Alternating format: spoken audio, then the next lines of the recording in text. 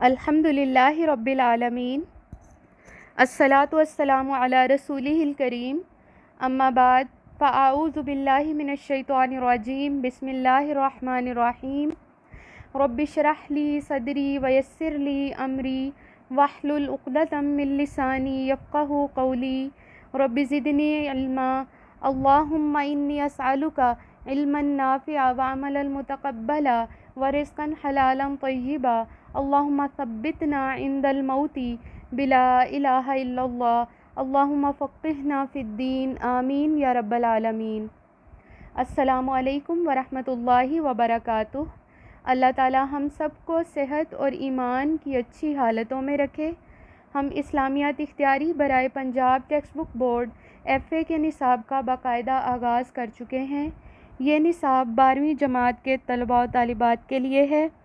آج ہم سورہ البقرہ آیات 67 تا 71 مع ترجمہ و تشریح پڑھیں گے۔ اس سے پہلے آپ سے یہی کہنا چاہوں گی کہ اگر ابھی تک آپ نے ہمارے چینل کو سبسکرائب نہیں کیا تو چینل کو سبسکرائب کر دیں، ساتھ ہی ساتھ بیل آئیکن کو بھی دبا دیں تاکہ آنے والی ہر ویڈیو کا نوٹیفیکیشن سب سے پہلے آپ کو مل جائے۔ آپ اس ویڈیو کو لائک کریں اور اپنے دوستوں کے ساتھ بھی شیئر کریں، بہت شکریہ۔ ناظرین اکرام اور عزیز طالبات، پچھلے دنوں سے ہم یعنی کچھ لیکچرز میں ہم نے بنی اسرائیل پر ان کی بے شمار نافرمانیوں کے باوجود بھی اللہ رب العزت کی نعمتوں اور برکتوں کے نزول کے بارے میں پڑھا تھا۔ ابھی بھی یہ اسی کی کنٹینیوژن ہے، یعنی یہی تمام چیزیں جو ہیں ابھی بھی جاری ہیں۔ اور آج جو آیات ہم پڑھنے جا رہے ہیں ان میں بنی اسرائیل کے ایک خاص واقعے کا ذکر ہے، اور وہ واقعہ یہ تھا کہ کسی شخص کو مار دیا گیا تھا، یعنی کسی شخص کا قتل ہوا تھا اور قاتل کا پتہ نہیں چل رہا تھا۔ اب وہ شخص کون تھا، کہاں سے آیا تھا، اس کو کس وجہ سے مارا گیا تھا، اس کی کوئی تفصیلات احادیث صحیحہ یا قرآن حکیم سے نہیں ملتی۔ بہرحال اتنا پتہ چلتا ہے کہ کوئی شخص مارا گیا تھا اور اس کے قاتل کا پتہ نہیں چل رہا تھا، اور اسی سلسلے میں یعنی اسی قاتل کا پتہ کروانے کے لیے اللہ رب العزت نے انہیں گائے ذبح کرنے کا حکم دیا تھا، اور تاکہ جب گائے ذبح کر لی جائے تو ان کا یہ جو معاملہ ہے وہ حل ہو جائے۔ آگے یہ کس طرح سے ہوا، کس طرح سے اس کا سارا پروسیس ہوا، یہ جب آیات پڑھیں گے تو ہم اس کو ساتھ ساتھ دیکھیں گے۔ بسم اللہ الرحمن الرحیم۔ وَإِذْ قَالَ مُوسَىٰ لِقَوْمِهِ، اور وہ وقت یاد کرو جب موسیٰ علیہ السلام نے اپنی قوم سے کہا تھا۔ کیا کہا تھا؟ إِنَّ اللَّهَ يَأْمُرُكُمْ أَن تَذْبَحُوا بَقَرَةً، کہ بے شک اللہ تعالیٰ تمہیں ایک گائے ذبح کرنے کا حکم دیتا ہے۔ قالوا، تو وہ کہنے لگے، کون؟ بنی اسرائیل، اتتخذونا ہزوا، کیا تو ہمارا مذاق اڑاتا ہے؟ نعوذ باللہ، یعنی ایک پیغمبر کے شایان شان نہیں ہوتا کہ وہ کسی قوم کا مذاق اڑائے۔ بہرحال انہوں نے یہ بات کہی کہ وہ ان کا مذاق اڑا رہے ہیں۔ قالا، تو کہا موسیٰ علیہ السلام نے، اعوذ باللہ، میں اللہ کی پناہ چاہتا ہوں، ان اکون من الجاہلین، کہ میں جاہلوں میں سے ہو جاؤں۔ جاہل کہتے ہیں نادان، نہ سمجھ اور بے عقل کو، ایسے شخص کو جو بالکل ہی شعور نہ ہو، جسے بالکل ہی کسی چیز کا شعور نہ ہو۔ اور یہاں پہ جاہل سے مراد، جاہلین سے مراد وہ لوگ ہیں جو کسی صحیح کام کے معاملے میں یا صحیح چیز کے بدلے میں غلط چیز کو ترجیح دے رہے ہوں۔ صحیح چیز کیا ہے کہ اللہ تعالیٰ نے قاتل کا پتہ لگوانا تھا، اس لیے گائے ذبح کروانی تھی، اور غلط چیز کیا ہے کہ وہ گائے ذبح نہیں کرنا چاہتے کیونکہ وہ اسے اپنا معبود مانتے ہیں۔ اس وجہ سے وہ حضرت موسیٰ علیہ السلام کو بھی یہ کہہ رہے ہیں کہ تو ہم سے مذاق کر رہا ہے، ہمارے ہاں گائے اتنی متبرک ہے، ہم گائے کو اپنا معبود مانتے ہیں، اس کی پوجا کرتے ہیں۔ یہ فرعون اور آل فرعون کے ساتھ رہ کے کفر و شرک میں مبتلا ہو گئے تھے اور گائے کی پوجا کرتے تھے، بالکل اسی طرح سے جس طرح آج بھی کچھ مشرک معاشروں میں گائے کی پوجا کی جاتی ہے۔ تو اس لیے ان کے لیے یہ بہت مشکل تھا کہ وہ گائے کی پوجا کریں، اور وہ گائے اس لیے ان کے لیے مشکل تھا کہ وہ گائے کو ذبح کریں۔ اب وہ کر کیا رہے تھے کہ وہ بار بار بس سوالات ہی کر رہے تھے۔ آگے ہم ان کے سوالات کا ذکر پڑھیں گے۔ یہاں پہ آپ یہ دیکھیں کہ کیوں یہ سب کیا جا رہا تھا، اس کی وجہ کیا تھی. قال اعوذ باللہ ان اکون من الجاہلین. موسیٰ علیہ السلام نے کہا کہ میں اللہ کی پناہ چاہتا ہوں کہ میں جاہلوں میں سے ہو جاؤں. اب یہاں پہ اس آیت مبارکہ سے ہمیں جو چیزیں پتہ چلتی ہیں وہ یہ کہ اللہ کے حکم کی تعظیم کرنی چاہیے. اور اللہ کے حکم کی تعظیم کا مطلب یہ ہے کہ اللہ کے حکم کی تعظیم کرنی چاہیے. اللہ کے حکم کی تعظیم کا مطلب یہ ہے کہ جب اللہ کی آیات سنائی جا رہی ہوں یا پڑھی جا رہی ہوں ان کے خاص وقار کا خیال رکھا جائے، ہنسی مذاق نہ کیا جائے، یا ایسی محفل میں اللہ کی آیات کو کوٹ نہ کیا جائے جہاں لوگ ان کا مذاق اڑائیں. یہ پیغمبر کے بھی شایان شان نہیں ہوتا، جیسے کہ انہوں نے حضرت موسیٰ علیہ السلام کے بارے میں کہا تھا کہ یہ ان کا مذاق اڑا رہے ہیں، جبکہ یہ بالکل ہی ناممکن بات ہے. بہرحال چونکہ وہ خود جاہل تھے اس لیے ایسی باتیں کرتے تھے. قالو، تو انہوں نے کہا. آگے ان کے سوالات کے بارے میں دیکھتے ہیں. گائے سے متعلق بنی اسرائیل کے سوالات کیا تھے؟ قالو، تو وہ کہنے لگے ادع لنا، آپ ہمارے لیے دعا کریں، لنا ہمارے لیے، ربکا اپنے رب سے. یعنی وہ اللہ رب العزت کو اپنا رب نہیں سمجھتے تھے، بنی اسرائیل کا رب سمجھتے تھے. بنی اسرائیل اللہ رب العزت کو اپنا رب نہیں سمجھتے تھے، حضرت موسیٰ علیہ السلام کا رب سمجھتے تھے. اپنا رب وہ کس کو سمجھتے تھے؟ گائے کو. اسی کی پوجا کرتے تھے نا. اسی لیے وہ کہتے تھے کہ اچھا ٹھیک ہے. اب ان کے پاس نا انکار کی کوئی گنجائش بھی نہیں تھی. انکار وہ اس لیے نہیں کر سکتے تھے کیونکہ پہلے جو انہوں نے نافرمانیاں کی اللہ نے ان پر عذاب نازل کیا، عذاب نے ان کو پکڑا. ٹھیک ہے، اب انہیں یہ بھی مشکل لگ رہا تھا کہ وہ انکار کریں، اس لیے وہ بار بار سوالات ہی کیے جا رہے تھے، ٹال مٹول کر رہے تھے. ان کا دل نہیں کر رہا تھا کہ وہ اپنے معبود کو ذبح کریں. ٹھیک ہے، اب یہاں پہ جو انہوں نے سوال کیا ہے، قالوا ادع لنا ربک، آپ ہمارے لیے اپنے رب سے دعا کریں،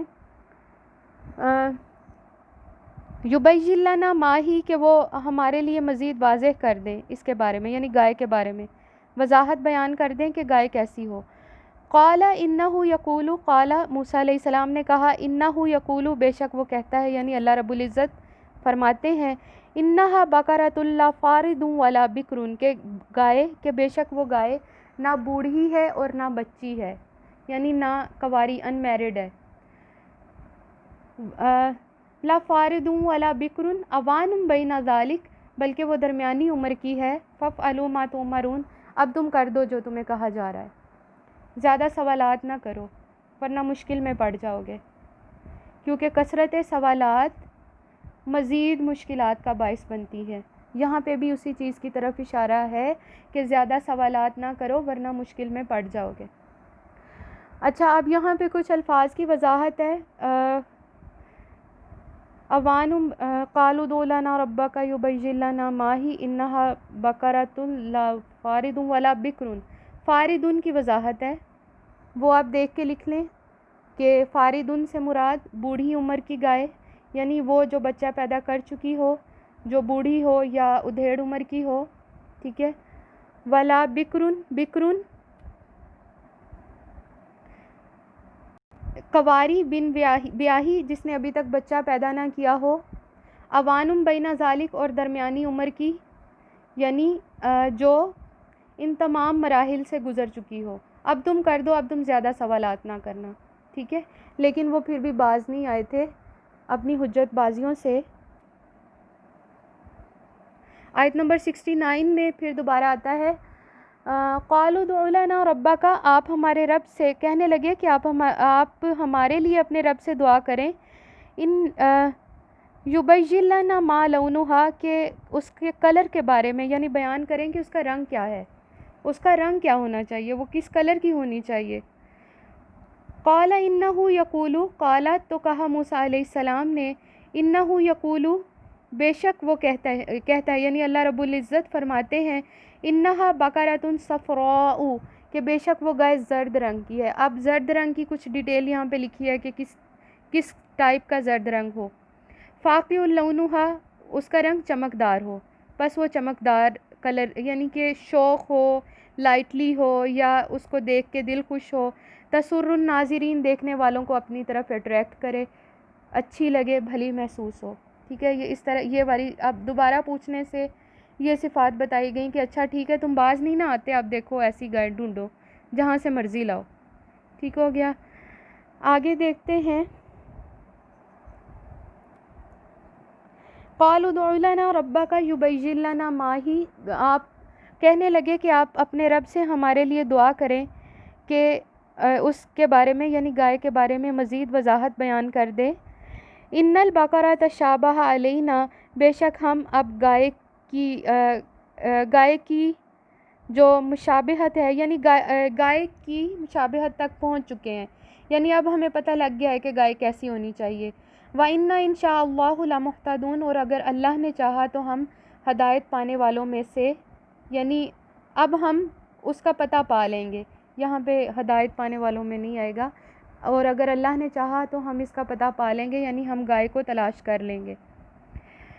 اچھا، اب یہاں تک یہاں پہ جو ہے نا یہ چیز سمجھ میں آ رہی ہے کہ نہیں، ایک حدیث مبارکہ ہے، حضرت ابو ہریرہ رضی اللہ تعالیٰ عنہ کی روایت ہے کہ نبی کریم صلی اللہ علیہ وسلم نے فرمایا کہ اگر بنی اسرائیل یہاں پہ انشاءاللہ نہ کہتے تو یہ قیامت تک اس گائے کا پتہ نہ پاتے، یعنی قیامت تک انہیں یہ گائے نہیں مل سکتی تھی. یہاں تک جو ہم نے آیات پڑھی ہیں ان سے ہمیں ایک چیز سمجھ میں آتی ہے، اور وہ یہ ہے کہ کثرت سوالات سے بچنا چاہیے، کیونکہ زیادہ سوالات مشکلات کا باعث بنتے ہیں، اور ہمارے دین میں زیادہ سوالات پوچھنے سے منع کیا گیا ہے. قرآن کریم میں ارشاد باری تعالیٰ ہے، یا ایھا الذین آمنوا لا تسألوا عن اشیاء ان تبد لکم تسؤکم، اے اہل ایمان لا تسألوا، نہ تم سوال کرو، عن اشیاء اس چیز کے بارے میں، ان تبد لکم تسؤکم جو تمہارے سامنے اگر واضح کر دی جائے تو تمہیں شرم محسوس ہو. ٹھیک ہو گیا، جو تمہارے سامنے اگر واضح کر دی جائے تو تمہیں شرم محسوس ہو. اور اس کے علاوہ نبی کریم صلی اللہ علیہ وآلہ وسلم نے فرمایا کہ اللہ تعالیٰ تمہارے لیے 3 چیزوں کو ناپسند فرماتے ہیں، اور وہ کون کون سی ہیں؟ ایک تو یہ قیل و قال کرنا، یعنی ہی سیڈ شی سیڈ، اس نے کہا اس نے کہا، ٹھیک ہے، کسی بھی چیز کے بارے میں کہ یہ چیز اس نے کہی اس نے کہی. مال میں اضافہ کرنا، یعنی بغیر کسی وجہ کے مال میں اضافہ کرنا، اور زیادہ سوالات کرنا. ان 3 چیزوں کو دین میں ناپسند کیا گیا ہے. اس سے ہمیں یہ پتہ چلا، یہاں تک جو کچھ بھی ہم نے پڑھا، کثرت سوالات ہمارے دین میں منع ہے.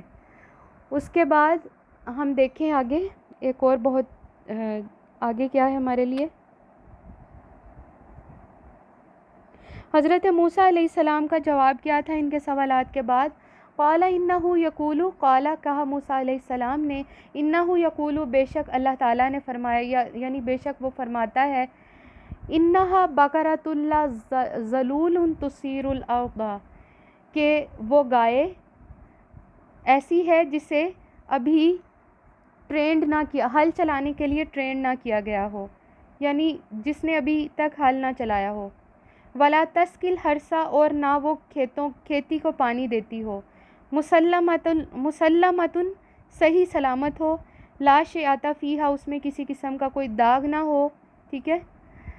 فذبحوها، پس انہوں نے اسے ذبح کر لیا. نہیں، قالوا الآن جئت بالحق، پھر انہوں نے کیا کہا؟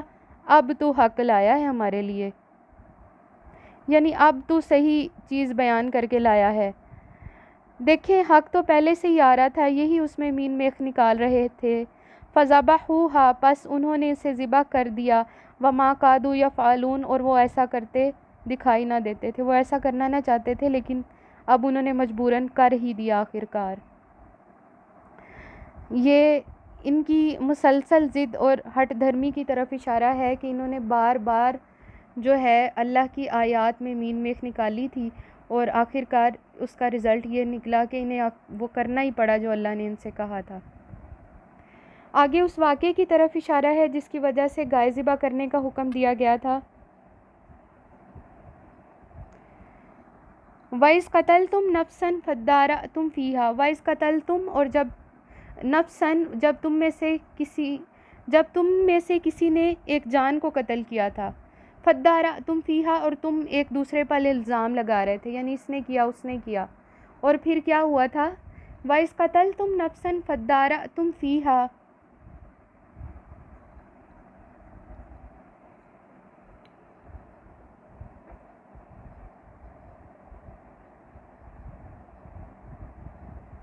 واللہ مخرج ما کنتم تکتمون، واللہ اور اللہ مخرج ما کنتم تکتمون، وہ سب ظاہر کر دینے والا تھا جو تم چھپا رہے تھے۔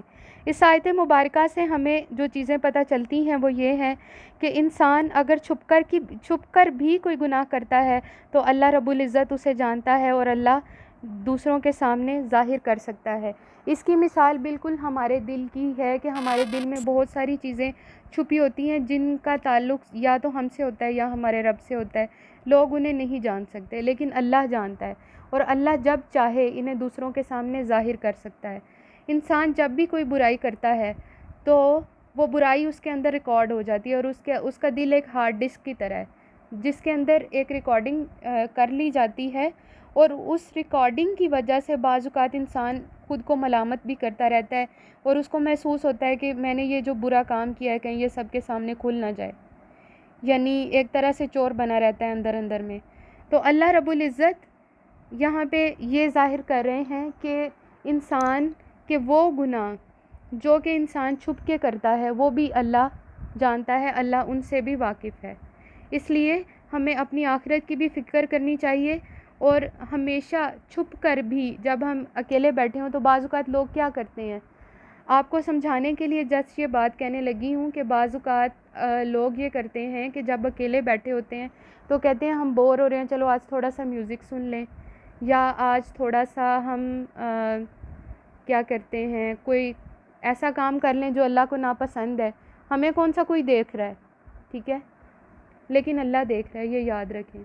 اور وہ کام اگر آپ کر رہے ہیں جو اللہ کو ناپسندیدہ ہے یا اللہ کے نزدیک ناپسندیدہ ہے تو یقیناً اللہ رب العزت اس کی پکڑ کا ایک دن مخصوص کریں گے۔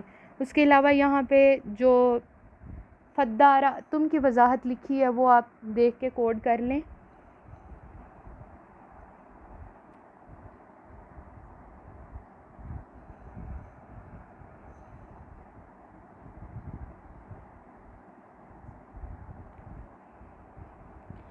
فَقُلْنَا اضْرِبُوهُ بِبَعْضِهَا، پھر ہم نے ان سے کہا کہ اس کا بعض حصہ بعض پہ مارو، یعنی اس کا جو کوئی گائے جو ذبح تم نے کی ہے اس کا حصہ مقتول کے جسم پر مارو۔ كَذَلِكَ يُحْيِي اللَّهُ الْمَوْتَى، اور دیکھو کہ کس طرح سے اللہ مرنے کے بعد زندہ کرے گا، یعنی یہ ایک اللہ کی نشانی ہے۔ یہ جو چیز مینشن کی جا رہی تھی وہ یہ تھی کہ اللہ رب العزت انسانوں کو مارنے کے بعد دوبارہ زندہ کرے گا۔ یعنی ایک کوشچن آتا ہے نا کئی لوگوں کے ذہن میں کہ انسان فوت ہو گیا وہ دوبارہ کیسے زندہ ہوگا، تو یہاں پہ اسی چیز کی طرف اشارہ ہے کہ انسان جب فوت ہو جاتا ہے تو اللہ کے لیے بہت آسان ہے کہ اسے وہ دوبارہ زندہ کر سکتا ہے۔ اب وہ مقتول دوبارہ زندہ ہو گیا اور اس نے اپنے قاتل کا پتہ بتا دیا۔ وَيُرِيكُمْ آيَاتِهِ، اور اسی طرح سے وہ اپنی آیات، اپنی نشانیاں کھول کھول کر تمہارے لیے بیان کرتا ہے۔ لَعَلَّكُمْ تَعْقِلُونَ، تاکہ تم عقل کرو یا تاکہ تم سمجھ سکو۔ عقل کرنا، سمجھ کرنا کس کی نشانی ہے؟ اہل عقل کی، اہل علم کی۔ یہ ہر ایک کی کریکٹرسٹک نہیں ہو سکتی، ہر ایک کی خوبی نہیں ہو سکتی۔ ناظرین اکرام، آج جو ہم نے پڑھا اس میں ایک چیز بہت امپورٹنٹ فَافْعَلُوا مَا تُؤْمَرُونَ کی دوبارہ وضاحت کرنا چاہتی ہوں، اس لیے میں اس کو ان سلائیڈز کو تھوڑا پیچھے لے کے جا رہی ہوں۔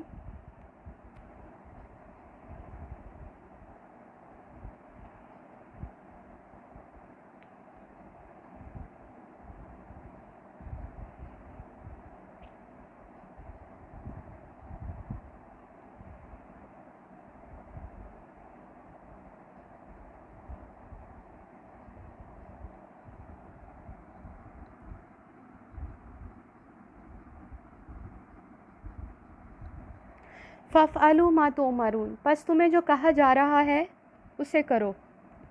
اس سے بنی اسرائیل کی طرف یہاں پہ تو اشارہ ہے کہ بنی اسرائیل کو اللہ رب العزت نے گائے ذبح کرنے کا حکم دیا تھا، انہیں اللہ کے حکم کو ماننا چاہیے تھا، سر تسلیم خم کرنا چاہیے تھا، لیکن وہ انکار کر رہے تھے۔ یہاں پہ موسیٰ علیہ السلام ان سے یہ کہہ رہے ہیں کہ تم جتنے سوالات کر چکے ہو وہ کافی ہے، اب تم سے جو کہا گیا ہے وہ تم کر لو، زیادہ سوالات میں مت الجھو۔ یہاں پہ ہمارے لیے کیا سبق ہے؟ ہمارے لیے یہ سبق ہے کہ جب کبھی نیکی کرنے کا موقع میسر آئے، جب ہمیں کبھی کسی کی ہیلپ کرنے کا موقع میسر آئے تو ہمیں پیچھے نہیں ہٹنا چاہیے، ہمیں دوسروں کی ہیلپ کے لیے دوڑنا چاہیے، جیسے کہ قرآن کریم میں آتا ہے وَسَارِعُوا إِلَىٰ مَغْفِرَةٍ، اور دوڑو مغفرت کی طرف، یعنی نیکی ایک طرح سے مغفرت کا ذریعہ اور وسیلہ ہے، اور جو لوگ نیکی میں دوڑ دھوپ کرنے سے سستی برتتے ہیں وہ کون ہوتے ہیں؟ منافقین ہوتے ہیں۔ نماز یا کوئی بھی عبادت نیکی کا فرسٹ اسٹیپ ہے نا۔ قرآن کریم میں آتا ہے وَإِذَا قَامُوا إِلَى الصَّلَاةِ وَقَامُوا كُسَالَىٰ، اور جب نماز کے لیے ان کو پکارا جاتا ہے تو یہ سستی برتتے ہیں، ٹھیک ہے، نماز قائم کرنے کا حکم دیا جاتا ہے تو سستی برتتے ہیں، تو یہ منافقین کی نشانی ہے۔ اگر ہم ایسا نہ کر سکیں تو ہم سب کو اپنے دل کی اور اپنے ایمان کی فکر کرنی چاہیے کہ ہم کہاں کھڑے ہیں، یا ہمارا اب سٹیپ کہاں ہے، ہمیں کہاں ہونا چاہیے تھا، ہمیں کس مشن کے لیے پیدا کیا گیا تھا، ہم کس لیے مخصوص کیے گئے تھے، اور آج ہم کیا کر رہے ہیں۔ ناظرین اکرام، آج جو کچھ بھی پڑھا ہے اس سے ہمیں جو چیزیں سمجھ میں آئی ہیں وہ کون کون سی ہیں، ان کو ہم ذرا ون بائی ون دیکھتے ہیں۔ نمبر 1، اللہ کے حکم کی فرما برداری میں یا اللہ کے حکم کی بجا آوری میں خود کو پیچھے نہیں رکھنا چاہیے۔ دوسرا، اللہ کی آیات کا مذاق نہیں اڑانا چاہیے۔ تیسرا، پیغمبر کی باتوں کو جھوٹا نہیں کہنا چاہیے، یا انہیں یہ نہیں کہنا چاہیے کہ آپ اپنی طرف سے یہ بات کہہ رہے ہیں۔ اس کے بعد زیادہ سوالات سے بچنا چاہیے۔ دین کے معاملے میں کثرت سوالات مشکلات کا باعث بنتے ہیں۔ اس کے علاوہ کیا چیز ہمیں پتہ چلی کہ کوئی بھی کام کرنے سے پہلے انشاءاللہ کہنا چاہیے۔ اگر ہم انشاءاللہ کے ذریعے کسی کام کا آغاز کرتے ہیں تو مستقبل میں اس کے زیادہ سٹرونگ اور اللہ رب العزت کی رضا کے مطابق ہونے کے زیادہ چانسز ہوتے ہیں۔ یعنی کسی عمل کو اگر سٹرونگ بنانا چاہتے ہیں یا اللہ کی مرضی کے مطابق بنانا چاہتے ہیں، ایک تو آپ کی نیت اس وقت خاص ہو، جس وقت آپ انشاءاللہ بول رہے ہوں، آپ کا دل بھی اس بات کی گواہی دے رہا ہو کہ انشاءاللہ ہاں یہ کام ہوگا، ٹھیک ہے۔ تو اس وجہ سے انشاءاللہ کہنا بہت ضروری ہے۔ ایسا نہیں کہ انشاءاللہ آپ کہیں اور ساتھ یہ پتہ نہیں اچھا چلو جان چھوڑے یہ بندہ ہمارے، یہ نہیں ہونا چاہیے۔ اس کے علاوہ اگلی کیا بات سمجھ میں آئی کہ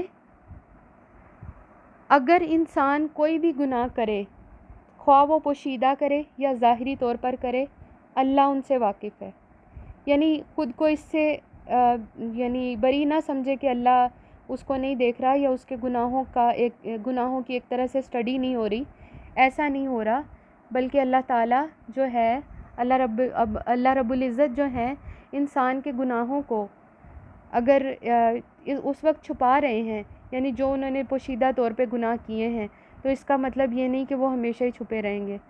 اگر وہ اللہ کو ناراض کرے گا تو قیامت کے دن اللہ اس کے گناہ سامنے کر دے گا، سب کے سامنے واضح کر دے گا۔ اس کے بعد ہم کیا دیکھتے ہیں اگلا سٹیپ، کہ اللہ تعالیٰ نے جس طرح سے اس مقتول کو زندہ کیا اور قاتل کا پتہ لگایا، اسی طرح مرنے کے بعد تمام لوگوں کو زندہ کرے گا۔ اسی طرح اللہ اپنی آیات کھول کھول کر بیان فرماتے ہیں تاکہ اہل عقل یا اہل دانش و بصیرت نصیحت حاصل کریں۔ ناظرین اکرام، آج کے لیے صرف اتنا ہی۔ کل انشاءاللہ اگلے لیکچر کے ساتھ پھر حاضر ہوں گے۔ گفتگو میں اگر مجھ سے کوئی غلطی ہو گئی ہو تو اللہ کی بارگاہ میں توبہ کرتی ہوں۔ اللہ تعالی ہم سب کا حامی و ناصر ہو، اور قرآن نہ صرف پڑھنے کی بلکہ اسے اپنی زندگیوں میں، اسے اپنی عملی زندگیوں میں شامل کرنے کی توفیق عطا فرمائے۔ وآخر دعوانا ان الحمد للہ رب العالمین۔ سبحانک اللہم و بحمدک، اشہد ان لا الہ الا انت، استغفرک و اتوب الیک۔ والسلام علیکم ورحمۃ اللہ وبرکاتہ۔